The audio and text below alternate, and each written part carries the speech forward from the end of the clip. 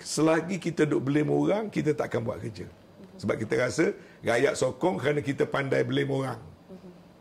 Jadi kita duk blame orang. Sebagai contoh, saya dengar satu ucapan Perdana Menteri tentang kononnya hutang 1.5 trilion. Kemudian dia kata, tak apalah, zaman Tun Razak ni dulu berhutang kerana buat Felda, buat apa ni semua. Tapi sekarang ni hutang untuk bocor, untuk tiris. Nampak? Dah lari dia punya penumpuan itu. Antara hutang yang negara buat dengan soal pelaksanaan, kalau ada bocor, tiris, itu dua isu yang berbeza. Bukanlah hutang untuk bocor, bukanlah hutang untuk tiris, bukanlah hutang untuk dilarikan. Tentulah tiap-tiap kali kerajaan berhutang itu ada tujuan-tujuan yang baik. Malah dasar keberhutangan negara kita begitu terkawal sebelum daripada COVID. Zaman Datuk Seri Najib, misalnya, kita tidak berhutang dalam mata wang asing. Kami berhutang, kita hutang dalam ringgit kerana kita nak mengawal orang kata terdedahnya kita kepada volatility kadar tukaran. Kita juga ada sekatan yang kita buat secara voluntary. Kita tidak akan berhutang lebih daripada peratusan-peratusan tertentu berbanding dengan kita punya GDP misalnya. Jadi hutang kita ni hutang yang terurus. Kemudian kita juga ada dasar di mana hutang-hutang itu dibayar secara on time. Jangan kita lupa, kadar hutang ini tidak disukat kepada absolute volume. Dia disukat kepada kadar keupayaan membayar. Kalau kita tengok negara yang paling banyak tinggi berhutang, termasuk Singapura, termasuk Jepun. Ya? Tapi negara macam Greece, bila dia berhutang, dia tak mampu bayar. Dia collapse. Negara kita berhutang dalam keadaan mampu bayar. Jadi, hutang tidak dilihat pada jumlah angkanya.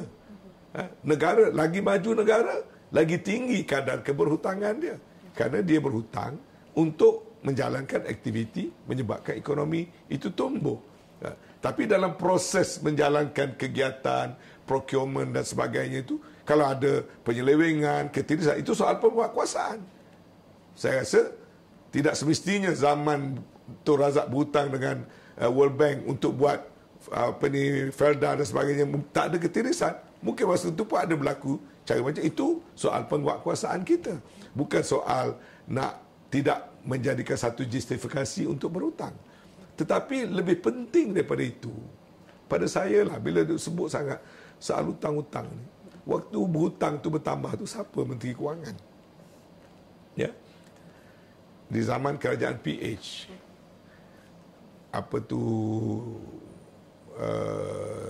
Lim Guan Eng, ya, dia declare hutang bertambah. Saya tak tahu berapa banyak hutang tu bersambung, tapi timbul pertikaian tentang angka hutang. Zaman Datuk Najib kata hutang hanya 700 bilion.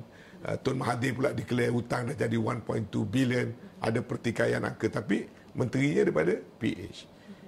Dan selepas itu menterinya Tengku Zafrul, zaman Tan Sri Muhyiddin, zaman Datuk Ismail Sabri, dan sampai sekarang Menteri Keuangan itu ada dalam kabinet Anwar Ibrahim. Jadi kalau nak pertikaian soal hutang, nak betulkan soal hutang, anggota kabinet sekarang adalah orang yang terlibat dalam menguruskan soal keberhutangan negara.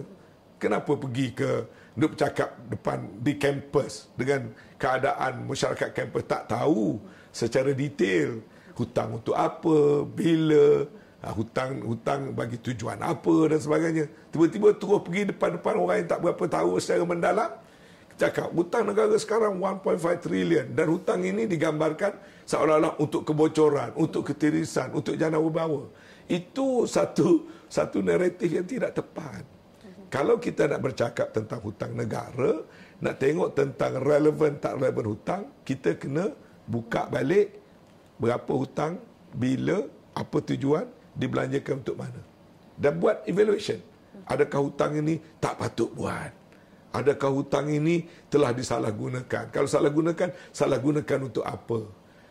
Itu bolehlah dibincang barangkali bersama orang yang faham ekonomi. Tapi kalau you pergi ke kampung, you cakap, hutang sekarang 1.5 trilion.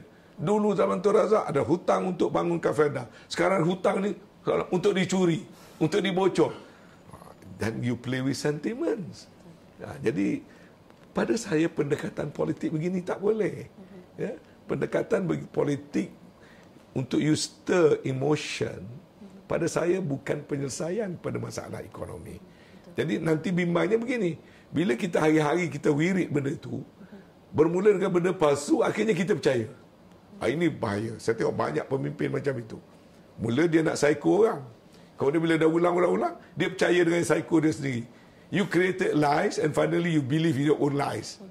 And once you believe in your own lies, you tak jumpa cari solution. And that's dangerous.